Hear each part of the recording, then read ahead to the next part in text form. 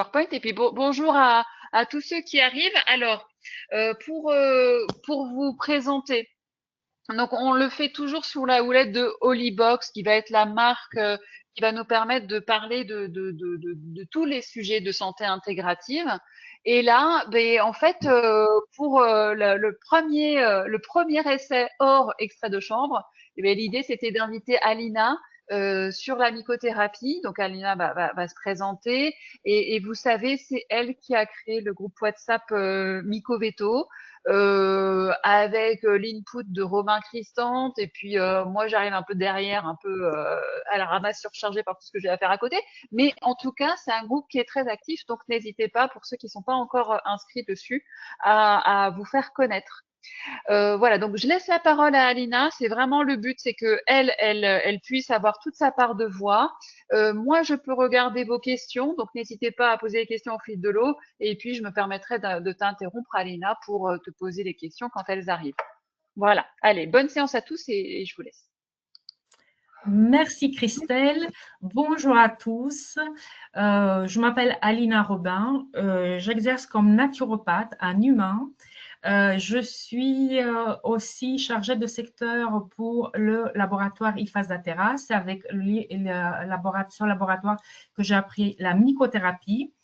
Et donc, tout ce que je vais vous dire aujourd'hui sont quand même les résultats de leurs recherches.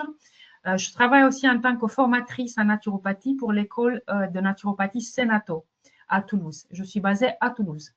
Voilà. Donc, je vais vous exposer aujourd'hui les qualités thérapeutiques des champignons médicinaux. Et je vous prie d'envoyer des questions, de m'interrompre même à chaque fois que vous avez quelque chose à clarifier. Je préfère qu'on réponde tout de suite aux questions, ensuite on avance petit à petit. On a une petite heure, c'est très peu, mais c'est déjà bien pour faire une connaissance des champignons médicinaux. Donc là, Christelle, tu me dis si je peux déjà commencer la présentation. Vas-y, roule. Ok, super. Allez, la mycothérapie. Voilà. La mycothérapie parle des champignons médicinaux. Or, le royaume des mycètes, il est vaste.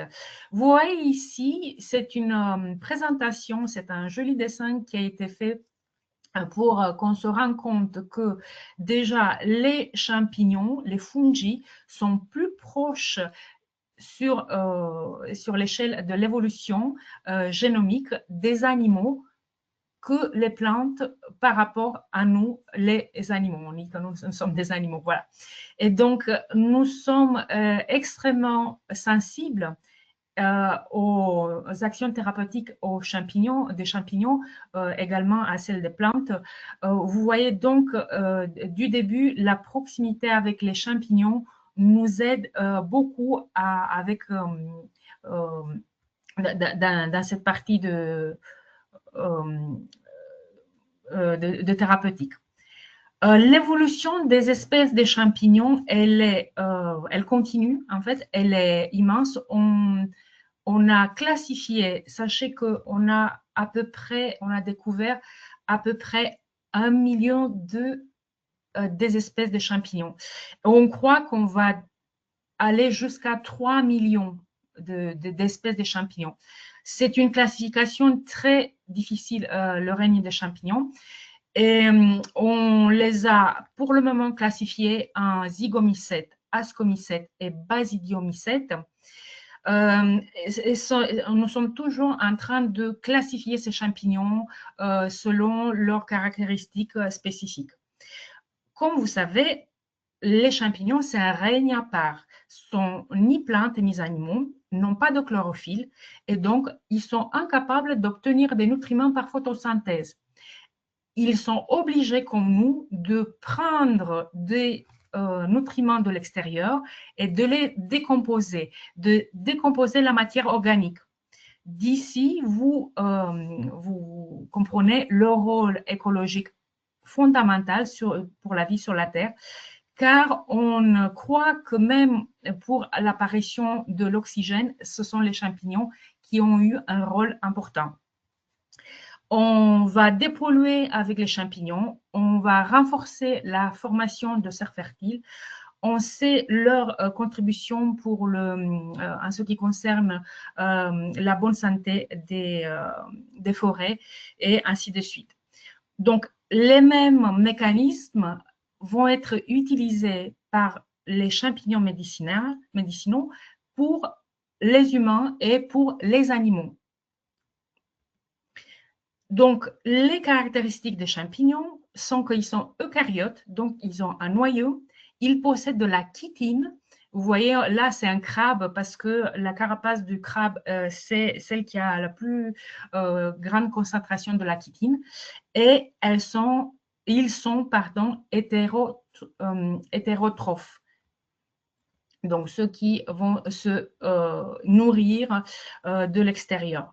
Voici la constitution physique des champignons, mais c'est une toute petite catégorie des champignons, celle qu'on peut voir à l'œil nu, parce qu'il y a des micromycètes et des macromycètes.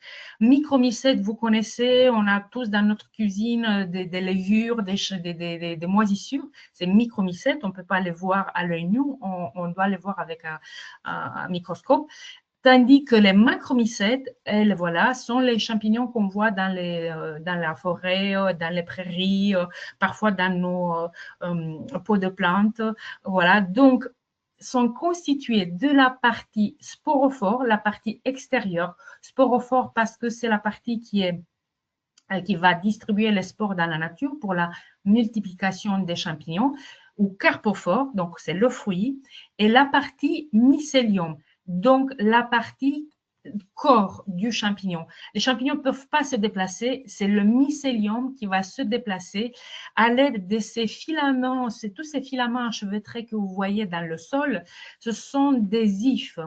Ce sont des longues vésicules, ce sont des vésicules qui sont, en fait, ce sont des filaments et au bout, elles ont des vésicules qui vont sécréter des enzymes en fonction de substrats qu'ils rencontrent et c'est comme ça qu'ils peuvent se procurer de la nourriture des sols ou ça dépend du substrat.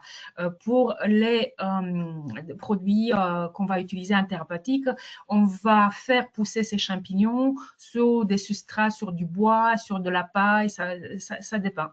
Donc, ces ifs vont s'allonger à l'infini pour chercher de la nourriture.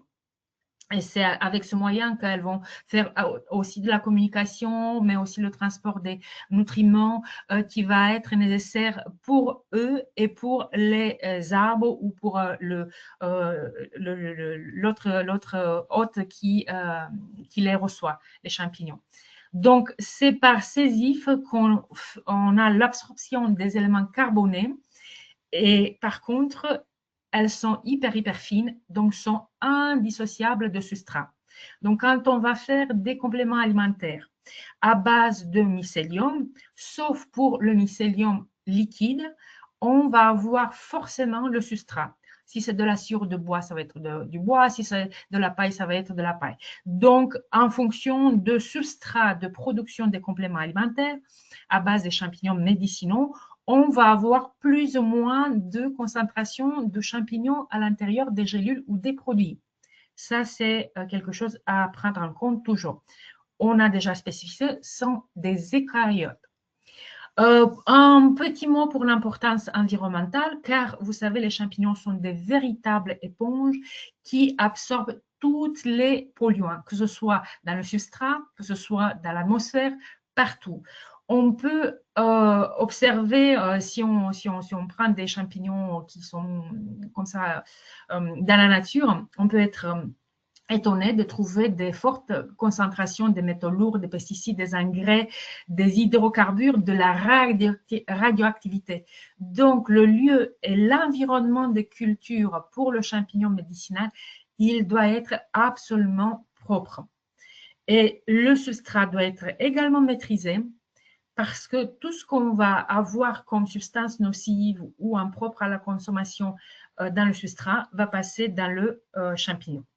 Donc, c'est pour ça qu'on doit être très attentif au label de qualité, parce que comment on peut savoir si les produits sont de qualité? On se fie au label. Et donc, il y a plein de labels dans ce monde, donc il faut qu'on les connaisse un peu. Minimum agriculture biologique, minimum, c'est ça. Voilà une composition un peu générale de ce qu'on peut trouver dans les champignons médicinaux. Sachez, je vous disais qu'il y a des millions d'espèces de champignons. Sachez qu'on a répertorié 5000 espèces de champignons de façon plus ou moins correcte ou plus ou moins scientifique. Et ensuite, on a une douzaine de champignons médicinaux qu'on connaît à peu près aujourd'hui. Donc, on travaille avec une douzaine de champignons et on peut faire vraiment beaucoup de choses au niveau thérapeutique. Donc, pourquoi les champignons? Déjà, une composition, en gros, une grande composition. On va voir que, je commence à droite, on va voir que dans les champignons, on retrouve des vitamines du groupe B, des vitamines C, la vitamine C, D, et E. Il y a d'autres vitamines qu'on peut retrouver aussi, ça dépend du champignon. Il y a des minéraux, tous les minéraux qui font l'alcalisation, même le sélénium. Et après, il y a des lectines, ce sont des protéines qui ont une activité antiproliférative surtout. Elles vont asphyxier, elles vont couper, elles vont asphyxier les tumeurs quand elles les rencontrent. Même si ce n'est pas la grande majorité dans un champignon, il y a des acides gras essentiels. Donc, des oméga 3, acide alpha-linoléique, et des oméga 6, acide linoléique. Il y a des ergostérols, c'est le précurseur des vitamines D. Et puis des acides aminés libres qui ont des propriétés antioxydantes très intéressantes, des terpènes que vous avez déjà rencontrés pour ceux qui connaissent l'aromathérapie. Et pas un dernier, on parle des polysaccharides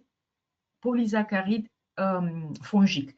Dans la grande famille des polysaccharides, il y a la famille des polysaccharides fongiques et on a trouvé scientifiquement que cette fraction de polysaccharides qu'on appelle des bêta-déglucanes, donc fongiques, avec cette spécificité c'est l'orientation des liaisons covalentes 1,3, 1,6, ont l'activité prébiotique et immunomodulatrice. Il y a énormément de polysaccharides dans la nature. On trouve des polysaccharides et surtout des bêta-glucanes aussi dans les levures, dans la paille, dans les céréales. Dans ces produits, dans les céréales et dans les levures, on trouve surtout bêta 1,3, 1,4 des glucanes qui ont une grande propriété prébiotique et bénéfique pour le microbiote. Pour les champignons, et pour les champignons qu'on trouve, donc, on va dire les champignons médicinaux, c'est très important d'avoir cette fraction de bêta-glucanes spécifiée. Et sur l'étiquette, c'est l'étiquette qui fait foi en ce qui concerne la composition du produit qu'on trouve dans des compléments alimentaires. Ce n'est pas le site internet. Sur le site internet, on peut trouver plein de choses, mais c'est l'étiquette qui fait foi. Donc, tout ce que vous allez trouver spécifié sur une étiquette, le laboratoire ou le producteur a l'obligation de l'avoir à l'intérieur. Donc, plus on voit maintenant, les bêta-glucanes, c'est une fraction du champignon, donc ça va pas, on ne va pas avoir 50% de bêta-glucanes, on va avoir entre 26 et 30% de bêta-glucanes, car sinon, il y a tous les autres composants. Donc, les bêta-glucanes sont importants dans cette fraction 1,3, 1,6 par leur capacité immunomodulatrice. Pourquoi je vous parle ça? Je vous détaille un petit peu plus loin. Regardez l'importance médicinale des champignons en santé. Cette liste, elle est prise dans le livre de Paul Stamets. Il est traduit aussi en français, l'importance de mycélium et comment il va sauver le monde, le mycélium. Regardez toutes les propriétés thérapeutiques des champignons. Ça passe par l'antibactérien, anti-inflammatoire, antioxydant, antitumoral, antiviral. Et ça, c'est le côté anti. On peut dire stimulant. Stimulant, moi, j'aime pas trop ce mot, mais c'est quand même, ça indique un peu, c'est activateur. Je vais vous expliquer quand on va passer à la slide avec son action immunomodulatrice. C'est activateur de fonctions immunitaires, activateur de fonctions rénales, de fonctions hépatiques, respiratoires, neurologiques et sexuelles. C'est activateur. Parce que si on stimule trop, on va tomber dans les pathologies auto-immunes. Donc, ce n'est pas correct. Il y a le côté régulateur dans plein de problématiques. Mais ça, c'est tiré donc, je vous répète, du bouquin de Paul Stamets, qui est un des plus grands mycologues mondialement connus à l'heure actuelle. Donc, on peut utiliser ces champignons dans une approche intégrative en utilisant bien sûr les médicaments, mais aussi la phytothérapie, l'aromathérapie, l'homéopathie, la gémothérapie, l'ostéopathie et la mycothérapie. C'est ce qu'on appelle un modificateur ou un modulateur de terrain. Donc, très important quand on a des pathologies chroniques, quand on a des pathologies chroniques et lésionnelles, la mycothérapie nous aide à améliorer le terrain afin que l'animal ou la personne se porte au mieux. Donc, on a ce rôle des champignons nutraceutiques. Nutraceutiques, ce sont des nutriments avec une visée, ceutique, ça vient de pharmaceutique, avec une visée médicale. Ils sont tous nutraceutiques, ils sont tous prébiotiques par leurs fibres, n'est-ce pas? Tous adaptogènes et immunomodulateurs grâce à la fraction de bêta-glucane 1,3, 1,6. Donc, voilà, on couvre là tout le terrain de nos consultants, pour dire ainsi. C'est un Russe, Nikolai Lazarev, qui nous a parlé la première fois au début du siècle de ce que c'est l'adaptogénèse et les substances adaptogènes, une substance pharmacologique capable d'induire dans un organisme un état de résistance augmentée non spécifique, donc sur tous les plans non spécifiques, permettant de contrebalancer les signaux de stress et de s'adapter à un effort exceptionnel. Encore une fois, avec des produits qui sont adaptogènes, on fait un changement de terrain. On modifie le terrain. Et voilà cette slide qui est hyper importante. Là, au milieu, on a un système immunitaire à l'équilibre.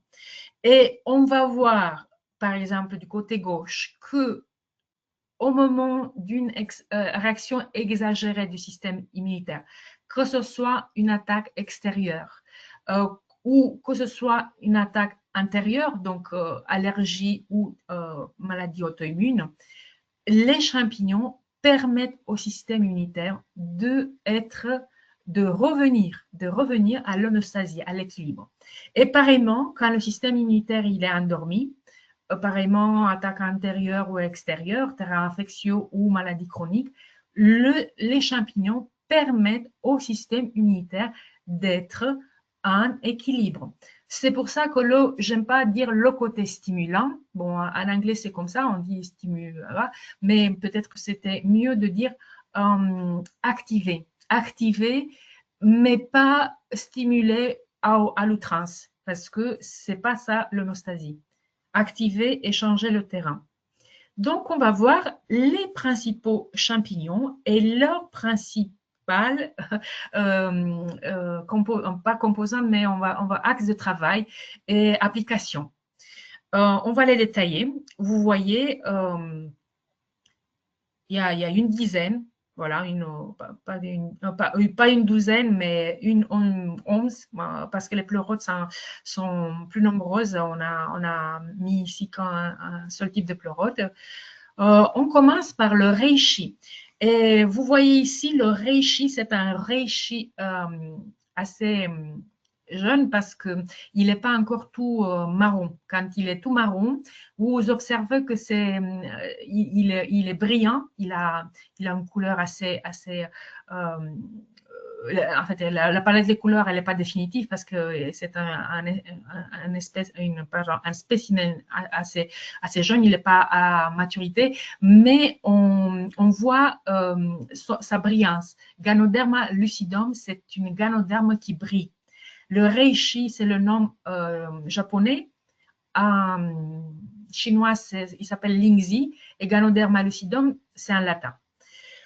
Tout d'abord, le reishi va fonctionner sur tout ce qui est inflammatoire grâce à ses 140 types d'acides terpéniques. Il a 140 types d'acides terpéniques. Le reishi ou la Ganoderma lucidum est le champignon le plus étudié actuellement dans le monde médical. Vous allez sur PubMed et vous tapez Ganoderma lucidum et je ne sais pas quelle maladie et vous allez voir les résultats. On a dénombré 400 principes bioactifs pour le reishi à l'heure actuelle et on n'est pas à la fin des découvertes. Donc, il va pouvoir moduler à la baisse l'inflammation, que ce soit de bas grade, c'est celle-là qui est la plus délétère et qui nous maintient en chronicité dans toutes les maladies.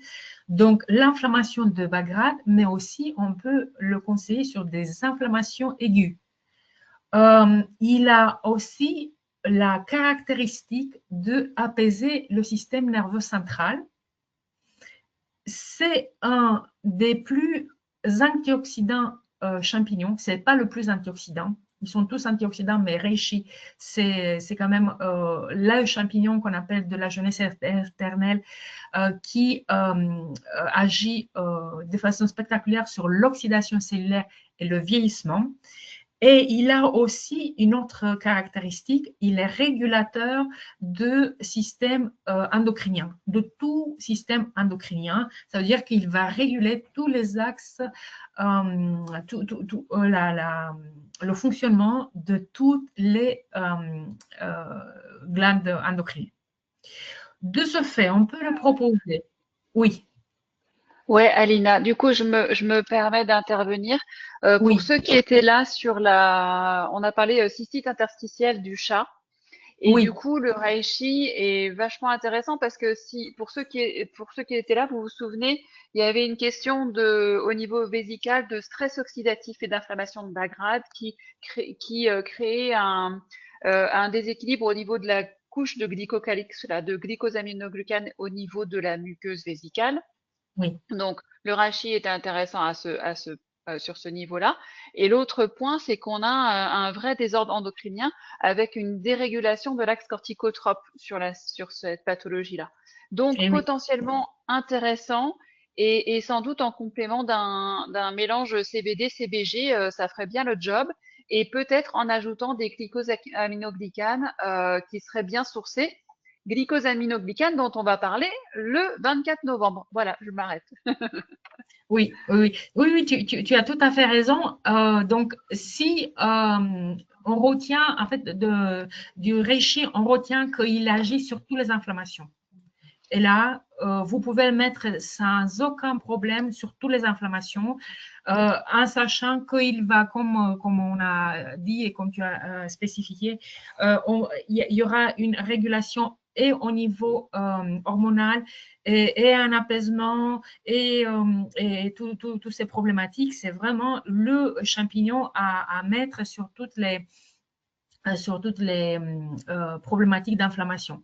Alors, normalement, avec les champignons, on n'a pas de contre-indication. Moi, je vous parle de champignons IFAS, encore une fois. Non, on n'a pas parce qu'on les a audités pour ces problématiques et on n'a pas de contre-indication. Toutefois, le reishi, il est fluidifiant sanguin.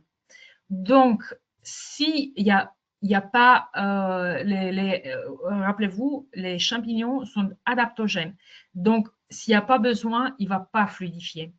Il y a pas eu de problème, mais on conseille qu'avant les interventions chirurgicales, pour ne pas embêter les médecins, le chirurgien, pour ne pas avoir des hémorragies autres, il est conseillé d'arrêter le reishi.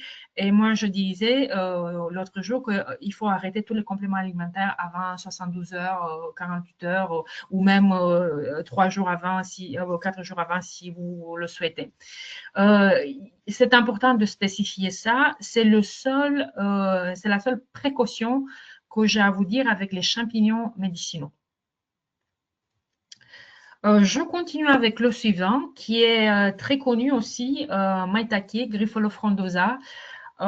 Les Chinois, quand ils le trouvaient, ils étaient fous de joie, ils dansaient, et c'est pour ça qu'en latin, on l'a précisé comme ça, Grifola frondosa. Et vous voyez, ça a une forme de poule, d'une jolie poule de race. Moi j'ai une poule comme ça, je ne me rappelle plus comment elle s'appelle. Et donc, on l'appelle en populaire aussi la poule des bois, la poule de bois. Alors, Maitake, c'est un grand classique pour la protection hépatique. Tous les champignons sont protecteurs hépatiques, mais Maitake, on va voir le champignon du soleil, sont les tops du top de protection hépatique. Il est aussi très intéressant pour le contrôle de poids et la résistance à l'insuline. Il va travailler sur l'hypertriglycéridémie et lipidémie, donc cholestérol, syndrome métabolique, hypertension et chélation des métaux lourds également. Pour la chélation aux métaux lourds, il faut insister assez longuement parce que c'est un processus long et certain. Sachez que donc vous voyez, il fait une chélation, il baisse le cholestérol, mais il fait ça tout en préservant et en renforçant la fonction hépatique. Donc, on peut dire entre guillemets, il détoxe un peu le foie tout en le soutenant. Voilà, avec les champignons, hein, il y a des paradoxes comme ça qui nous arrangent bien parce que on sait bien quand on détoxe, que ce soit un animal, un humain, on le fatigue et aujourd'hui, on a de moins en moins de recommandations de détox parce que les terrains sont quand même dénutris et fatigués. Donc voilà. Shiitake. S'il n'y a pas de questions, moi je continue. Alors, shiitake, vous allez voir pourquoi on vous les présente comme ça, parce qu'on fait ensuite des synergies avec reishi, maitake, shiitake. Le shiitake, oui. Alina, question d'Isabelle. À quel moment par rapport au repas on doit les donner? Très bonne question. Alors, vaut mieux à jeun. Pour les humains, à jeun, parce qu'il y a cette fraction de champignons qui s'appelle les bêta-glucanes qui vont faire leur réaction de modulation de système immunitaire au niveau intestinal. Donc, un humain, elle passe dans la muqueuse intestinale, chez les animaux c'est pareil, hein, elle passe dans la muqueuse intestinale, elle rentre dans les plaques de Peyer et c'est là qu'elle rencontre les macrophages et les cellules dendritiques qui vont les fragmenter et qui vont les présenter aux ganglions, vont les amener dans les organes lymphoïdes et vont démarrer là des voies lymphocytaires pour l'activation du système immunitaire ou l'activation en le calmant ou en tout cas en le modulant. Donc, c'est mieux à jeun, mais chez les animaux, cette propriété, en fait, cet mode de fonctionnement, il est difficilement observable parce que, à moins qu'on ait des produits en liquide et tout ça qui sont un peu appétantes ou pas du tout, on peut les donner à jeun, mais un vétérinaire, on peut les mélanger avec la pâtée, avec un œuf battu, avec voilà, avec des choses qu'on sait que l'animal va manger, parce que je sais qu'il y a des animaux hyper capricieux qui vont pas qui vont pas manger, qui vont pas vouloir manger les champignons. Donc c'est bien si on peut leur donner à jeun. C'est pas grave si on leur donne à manger. Les bêta-glucanes vont agir plus lentement, mais elles vont agir. Il va y avoir une concurrence, vous imaginez, avec d'autres particules qui vont arriver en même temps dans la muqueuse intestinale. Mais pour travailler avec ces produits et moi je donne à mes chats, il n'y a aucun problème. L'effet, il est visible et assez remarquablement vite. Ça dépend après, ça dépend du problème, du terrain, ça dépend. Donc, shiitake, Lentilla edodes, que vous trouvez aussi sur les étals des magasins bio, c'est le champignon le plus antibactérien. C'est un champignon qui a en commun avec maitake son côté hypolipidémien et hépatoprotecteur. On peut les utiliser, comme vous voyez, dans des cas d'hépatite B et carcinome hépatique. Il est, j'ai oublié de souligner, antithrombotique et antifongique à la fois. Et c'est aussi le champignon le plus alcalinisant, qui a le plus de minéraux. J'ai oublié de vous dire que le reishi a un oligoélément très important qui s'appelle le germanium.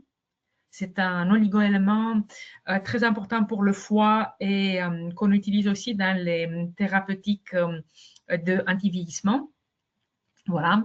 Le shiitake, c'est le champignon le plus riche en minéraux. Et donc, on va le recommander aussi sur des problématiques cardiovasculaires. Mais aussi sur tout ce qui est syndrome métabolique, donc un bon point, hypertension, diabète très voilà, sur un parodontie ou comment s'appelle ça, un gingivite, parodontie et un antifongique si vous soupçonnez des infections à candida ou des choses comme ça. Ouais. Deux questions. Oui. Du coup, tu sais, on a eu cette discussion dans Mycobeto à propos du lentilnane, c'est Oui, ça, un truc de oui, IFAS, qui oui. contient du coup du shiitake, je suppose, bien sur C'est le que du corypha, shiitake. top. Mhm. Ouais, mais alors du coup, si ça alcalinise, on a des retours de possibles euh, créations de cristaux urinaires. Non, Il non, n'y a pas parce de que risque? non. Les cristaux, c'est pas les minéraux qui le forment. Au contraire, Ouais. c'est l'acidité du terrain qui forme les cristaux. Ah Les ouais. Ouais, ouais, minéraux ouais. vont tamponner les cristaux. Les minéraux. Les minéraux sont nécessaires. Les cristaux se forment parce que au niveau tissulaire, il n'y a pas assez de minéraux pour tamponner cette acidification tissulaire.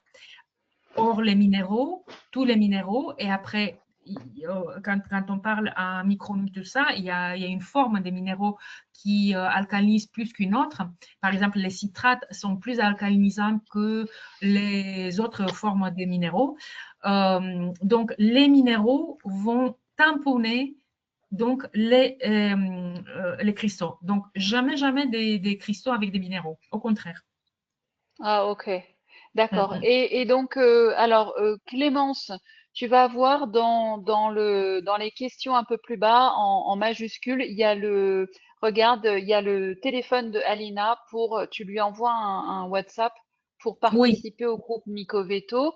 Et oui, sinon, Clémence a une autre question sur la posologie. Alors, mais du coup, je sais oui, pas pour quel champignon, mais au global, je sais pas si tu as une oui. réponse.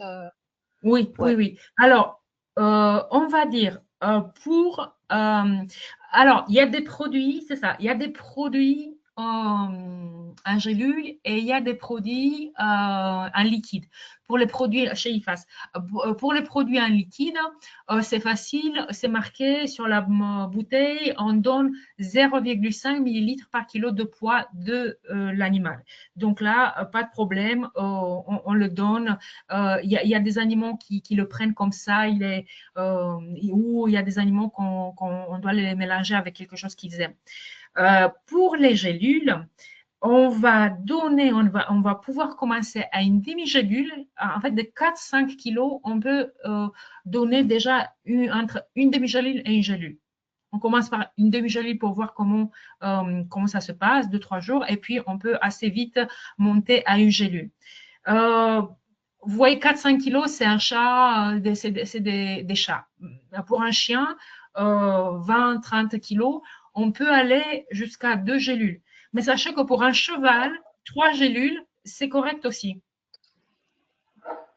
Ok, donc du coup, ça marche un peu comme en phyto, c'est-à-dire c'est quand même des doses approximatives. Tu prends en Oui, compte le oui, totum des champignons et oui, oui, c'est oui, oui, d'accord. oui. Ok, ça marche. Et un peu de manière dégressive, c'est-à-dire plus l'animal est gros, moins t'en mets en termes de, enfin c'est Non, une plus posologie l'animal métabolique, est quoi. gros, Moins non, t'en non, mets. plus il faut mettre. En fait, il y a Oui, deux plus il faut le mettre, mais d'un point, c'est un poids métabolique, c'est-à-dire c'est Ah pas une oui, exact. proportionnalité. Ouais, Exact, ouais, ok. exact. Donc là, il y a quelque chose d'important à préciser, c'est que indépendamment du poids de l'animal, on va être attentif à ses signes cliniques et à son problème. Et plus c'est grave, lésionnel et chronique, plus on met du champignon, indépendamment de son poids.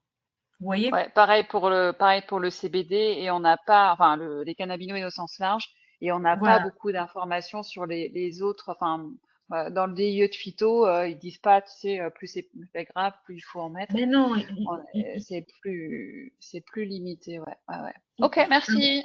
avec plaisir, il faut surveiller toujours. On a quand même une marge parce qu'on donne une demi-gélule, on voit aujourd'hui 2-3 jours, bon, il n'y a rien qui se passe. En fait, rien, ça veut dire, pas en termes de bénéfices, rien comme, je ne sais pas, de diarrhée, des choses comme ça, parce que il y a pas des effets négatifs, mais il n'y a pas des, pardon, des effets, vous avez compris, mais il se peut qu'en fonction du système immunitaire, plus le système immunitaire il est faible, plus il peut faire des réactions, on appelle ça des réactions d'élimination. Donc, c'est pour ça que pour éviter ces réactions d'élimination, on va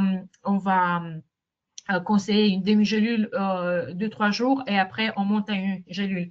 Et chez les animaux, on voit les effets assez rapidement, 2-3 semaines. Et c'est impossible qu'on ne voit pas qu'il n'y a pas Ah, ok, c'est d'amélioration. cool. Deux, Oui, trois oui, semaines. c'est Ok, assez ça marche. rapidement. Oui, oui. Mais pour éviter, qu'est-ce qu'on peut avoir comme réaction d'élimination? On peut avoir des diarrhées, la plupart des diarrhées, parce que chez les humains, on peut avoir des diarrhées ou des boutons ou une chargée. Donc, le signe que le foie, il est bien, voilà, il est bien chargé, que voilà, il lui faut du temps, il faut de la patience et plein d'autres choses pour aller, mais pour ne pas brusquer, pour être doux avec le terrain, on fait crescendo. On fait crescendo. Ouais. Et plus c'est Il- grave, plus on met des champignons. Ça marche. Il nous reste 20 minutes, Oh oui, mon ami. oh là là. Voilà. Donc, bon, vous avez compris le shiitake. Alors, je vous présente un super champignon. En fait, ils sont tous super, mais celui-là, parce qu'il il est tellement pas connu et tellement important. Polypora anombelle, vous voyez que il ressemble un petit peu avec le maitake. C'est le champignon qu'on appelle l'éboueur parce qu'il fait du drainage lymphatique. Donc, on peut avoir des très bons résultats, déjà, drainage lymphatique.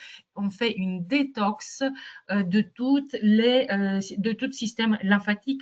C'est quelque chose d'extraordinaire parce que plus le système lymphatique est chargé, vous savez, les pathologies sont tenaces. Donc, on va travailler aussi sur la rétention d'eau, les œdèmes, bien sûr. Il tonifie le rein, donc il va drainer, il va être un draineur mais tout en gardant les électrolytes, donc il va pas éliminer les minéraux en faisant ce drainage lymphatique et ni le drainage tout court diurétique. Et encore une autre grande propriétaire, il est mucolytique. Ça veut dire qu'il va éliminer les tissus mous non désirables qui sont formés, pensez à des polypes, pensez à des fibrons, pensez à des choses comme ça, qui sont formés faute de bonne élimination du terrain. On peut l'utiliser aussi, il est utilisé dans les hépatites B et C chroniques. Voilà, très important. Donc, polypore, c'est un champignon à mettre vraiment partout quand on veut faire un ménage entre guillemets, sans fatiguer le rein, au contraire, et à pouvoir travailler derrière avec des bons produits pour améliorer ce terrain. Voilà, cordyceps. Le cordyceps, vous le connaissez sûrement. Vous avez ici la photo du cordyceps qui est produit en bioréacteur par IFAS, parce que cordyceps, vous savez que c'est un champignon qui pousse sur des insectes qui paralysent leur système nerveux et il se nourrit de leurs protéines. C'est le champignon qui est plus riche en adénosine. Qui dit adénosine dit bonne production d'ATP et de l'oxygène au niveau de la mitochondrie. Donc, on améliore la fonction mitochondriale. De ce fait, on peut le mettre sur toutes les fatigues, dépression, burn-out, mais aussi récupération sportive. D'accord? Ce n'est pas un stimulant, c'est pour récupérer et pour avoir l'énergie constante pendant les efforts. Il y a une amélioration également au niveau de la libido, des masculines ou féminines, de l'impuissance, de la stérilité, que ce soit féminine et masculine. Ensuite, il a ce côté antiviral. Il est celui qui va casser, je crois, la capside virale, le reishi. Il arrête la réplication virale, le cordyceps. Il faut que je vérifie ça parce que je me trompe souvent. En tout cas, reishi et cordyceps sont antiviraux. Il y en a un qui casse la capside et l'autre qui arrête la réplication virale. Et donc, on peut le mettre sur toutes les viralités, également hépatite B et C. Le cordyceps, il est amplement utilisé dans la médecine chinoise comme celui qui recharge le surrénal. Donc, il va améliorer le fonctionnement rénal, mais rein-organe, ça veut dire rein-organe, vessie et tout l'appareil rénal. Lui, il va agir au niveau de la filtration glomérulaire.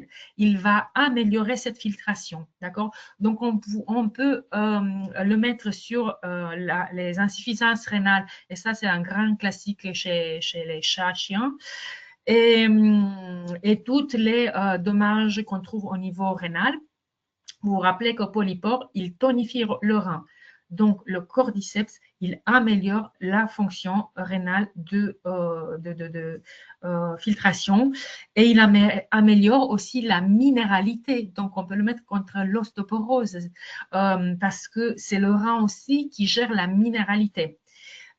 Vous vous rappelez qu'il améliore aussi la production d'oxygène, donc il va avoir une très grande importance dans tout ce qui est pathologie pulmonaire, fibrose pulmonaire, bronchite, bon, chez les humains, il y a la BPCO, asthme et tout ça. donc Cordyceps, un grand champignon avec multiples qualités, très intéressant et très demandé d'ailleurs. Et un champignon qui est très connu et qu'on peut l'avoir que pour nos amis animaux, c'est le Coriolus versicolor, la queue de dinde, grand adjuvant dans le traitement du cancer. Au Japon, il est médicament obligatoire dans toute pathologie oncologique depuis 1985. C'est un grand bactéricide et grand antiviral.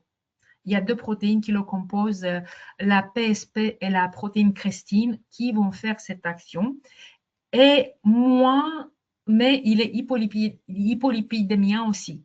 Voilà, le Coriolus versicolor. Vous savez, il y a un laboratoire en France qui fait que ça. Voilà.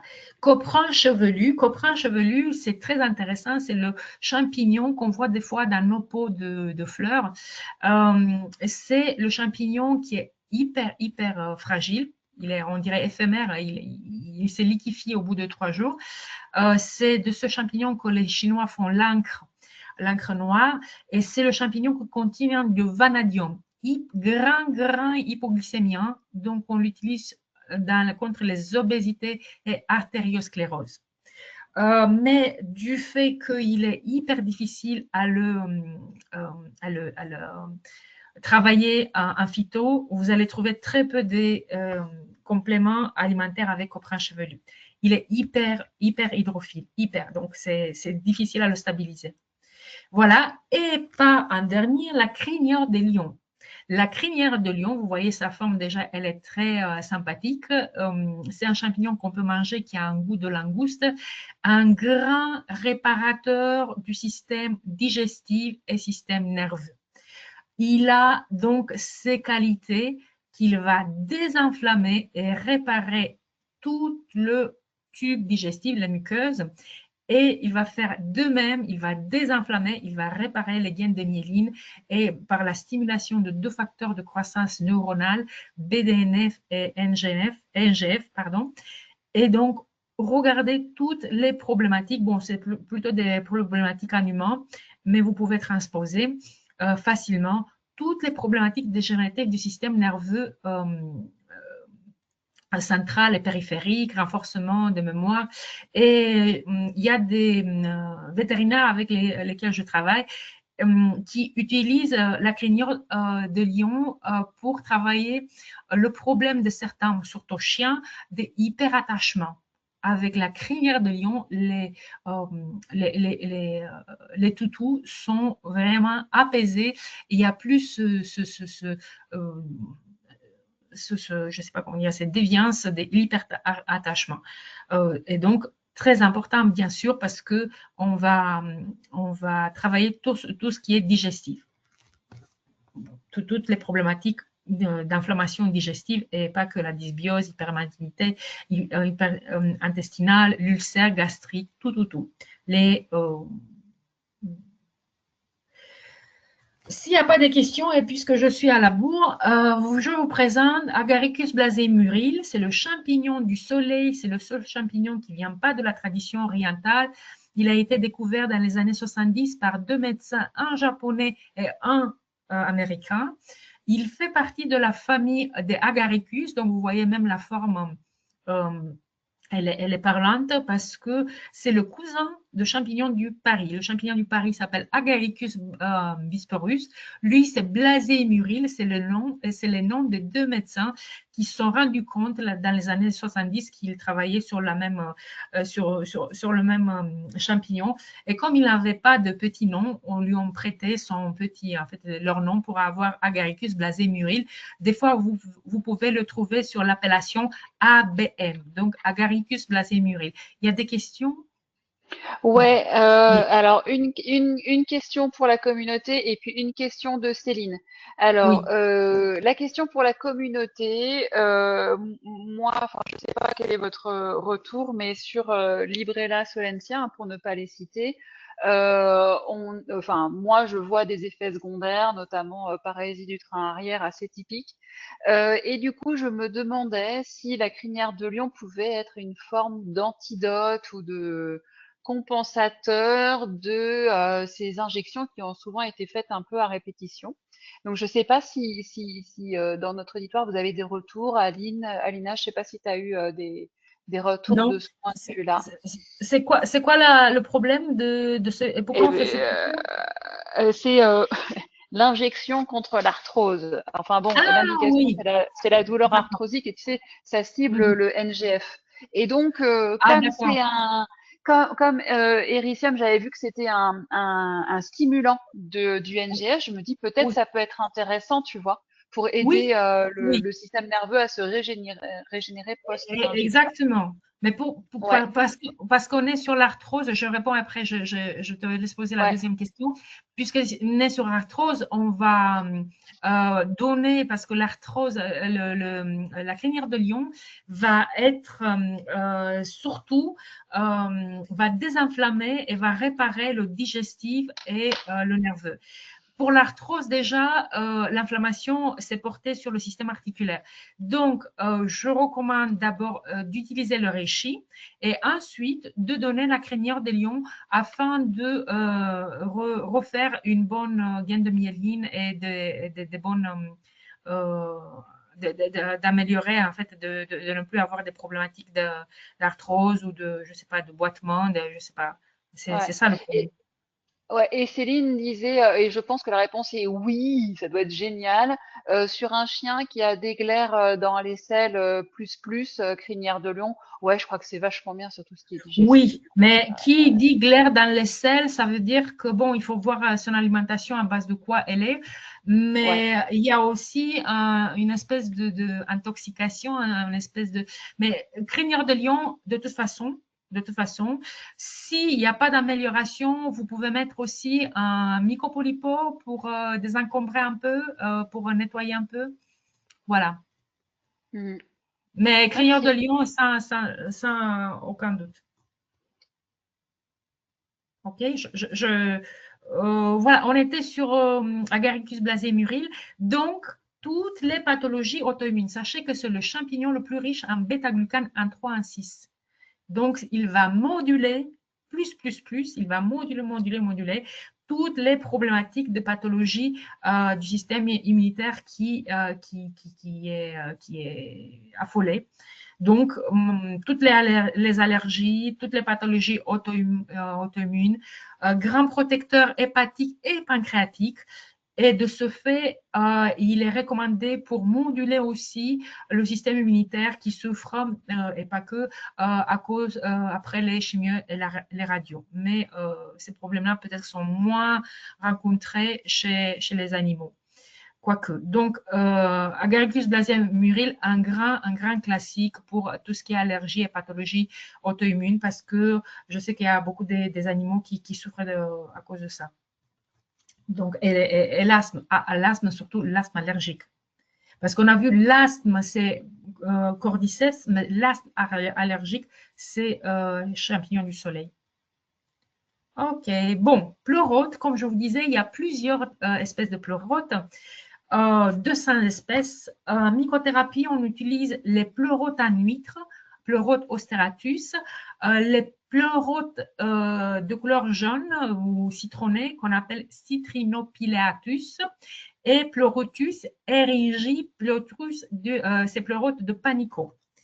Sont des champignons très intéressants parce que sont utilisées, elles sont comme un peu le polypore, elles sont un petit peu dans l'ombre, mais avec une grande action thérapeutique sur tout ce qui est athéosclérose, problèmes hépatiques, anémie. Sachez que c'est le champignon. Non, non, ça c'est le polypore. C'est le champignon qui a un très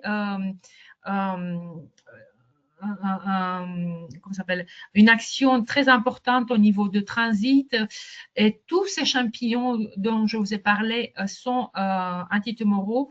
Les pleurotes, c'est un grand antitumoral ignoré, complètement ignoré.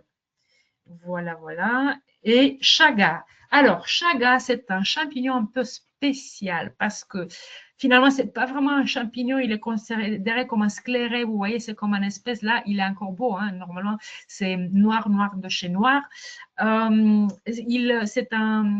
C'est comme une tumeur du bouleau, pardon, pas du peuplier, du bouleau. Et il pousse que dans les contrées où il fait très froid. Il est utilisé surtout dans les pathologies tumorales, mais aussi il est antiviral, antidiabète, anti-inflammatoire et le plus grand antioxydant. Alors lui, il est 36 fois plus antioxydant que le reishi. Je ne sais pas si vous connaissez l'échelle ORAC, l'échelle américaine des aliments et des produits naturels antioxydants. Chaga, c'est le premier. 36 000 fois plus antioxydant que le reishi. De ce fait, donc on peut l'utiliser dans toutes les pathologies qui sont dues à du stress oxydatif. Pensez aussi aux problématiques des peaux, tout ce qui est peau avec un reishi ou avec un crinière de lion. Chaga a toute sa place. Et donc, synergie Reishi Maitake Shiitake, comme je vous disais avant, c'est une synergie qui est très demandée. Quasi tous les laboratoires en humain veulent avoir leur synergie Reishi Maitake Shiitake. On appelle la synergie les trois mousquetaires parce qu'on va pouvoir travailler avec ces champignons dont vous avez déjà vu un peu les caractéristiques, tout ce qui est syndrome métabolique, obésité, hyperglycémie, hyperlipidémie, hypertension, renforcer et bien sûr réguler le système immunitaire, mais aussi à agir contre les bactéries, les champignons pathogènes, les virus, et tous sont antitumoraux. Donc, c'est encore une fois une triade qui est en fait, très utilisée en médecine orientale pour des terrains avec pluripathologie, dont le syndrome métabolique plus. Et bon, regardez quelques principes bioactifs. Ergostérol, donc c'est le précurseur des vitamines D. Acide ganodermique, ça nous vient de reishi. Lantinane de shiitake et glypholane, c'est du maitake. Ce sont des bêta-glucanes spécifiques et des acides spécifiques de champignons. Comme je vous disais, donc renforcement immunitaire, hypoglycémien, hypocholestérémien, et je dis hypolipidémien, syndrome métabolique et hypertension artérielle. J'ai insisté un petit peu parce que je sais que c'est un des grands topos, un des grands chapitres métaboliques un chapitre des pathologies dans le monde animal aussi.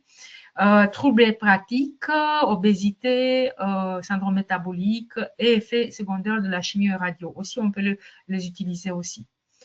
Références, vous voyez les références bibliographiques. Je crois que vous allez pouvoir avoir le PowerPoint. Est-ce que j'ai encore une minute pour les questions? Parce que c'est… Oui, oui, allez-y si vous avez des questions. Ceux qui doivent partir, évidemment, ils savent, hein, ils s'en vont. Sinon, là, je vois sur la présentation, c'est pas mon numéro, c'est ton numéro, non?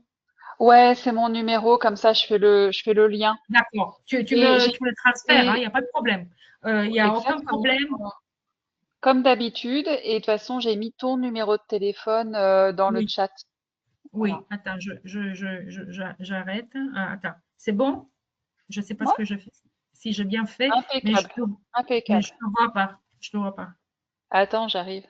Voilà, Ok, celui-là. super. Bon, alors, du coup, des questions? Non? On s'arrête là? Attends, j'ai un truc qui est arrivé. Ouais. Existe-t-il des gammes Veto disponibles en centrale d'achat? Veto. Bah, je Euh, pense que non, hein. IFAS d'Atera, non. C'est pour non, ça, ce n'est pas un Céline, central. Ouais, l'idée de Holybox, c'est que tu vois là en fond de mon écran, c'est d'abord d'avoir un côté éducatif sans faire de la pub pour les produits, donc côté éducatif en santé intégrative. Et j'aimerais bien aussi mettre en place une forme de marketplace où on pourrait venir acheter en un endroit tous les produits, services, matériels afférents à la santé intégrative. Voilà, mais ouais, non, ils sont un petit peu fermés encore, hein. Non, Voilà, d'autres questions? Ouais. Et n'hésite pas à m'envoyer un mail, du coup, Céline, à propos de ça, parce que quand j'activerai la marketplace, bah, je vous en avertirai. Ça a l'air bon. 13h30. Attends, il y a un truc. Ben voilà. bon. Donc, pour l'immunité, attends, Christelle, pour l'immunité, que ce soit augmenter ou la diminuer, plutôt quel champignon? Champignon du soleil? Donc, pour les maladies auto-immunes ou allergies, les champignons du soleil, c'est clair. Mais sinon, ils sont tous immunomodulateurs. Ils sont tous, tous, tous. Ouais, et tu vois, le lentinane, là, sur le coryza ou la gingivose stomatique Oui, chronique, ça oui, doit être pas mal intéressant. oui, oui, oui, tout à fait. Et pas beaucoup, une, deux gouttes ou frotter sur, parce que c'est un liquide, c'est exactement l'extraction de l'antinane, c'est quasi un produit pharmaceutique, ce produit. C'était la fraction du champignon qui a été extraite.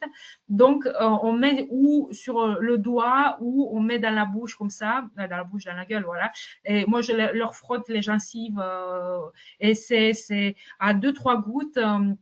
C'est vraiment ou dans l'eau, mais dans l'eau, ça va être euh, Trop goûtu? trop goûtu. Non, non, pas du tout. Ça a un goût, c'est même pas sucré, ça a un goût un peu salé et un peu salé et un peu, D'accord. même pas acide, mais c'est quelque chose, un goût indéfini. C'est Ok, même pas sucré. super, super. Donc, une fois que Alina aura validé la vidéo, vous aurez pas le PowerPoint, mais vous aurez la vidéo que vous pourrez revoir et sur lequel faire des copies d'écran si vous voulez ou avoir toutes les infos sur la biblio. Et puis de toute façon, Alina reste dispo si vous avez besoin Oui, de biblio supplémentaires. oui. Voilà, voilà. En tout cas, pas dans un premier temps, les PPT, j'ai déjà beaucoup de choses à faire. Et Florence, elle demande comment on peut s'inscrire sur Mycoveto. Florence, j'ai tes infos, je les envoie à Alina tout de Oui, suite. oui, oui, oui, je vous inscris. Ouais, ça roule. Voilà. Eh Ben, bien, super. avec plaisir, on s'arrête là. À bientôt. Prochaine séance, c'est la semaine prochaine. Allez, au revoir, bon après-midi à tout le monde. Au revoir. C'est bon, tu as arrêté? Ouais, ouais.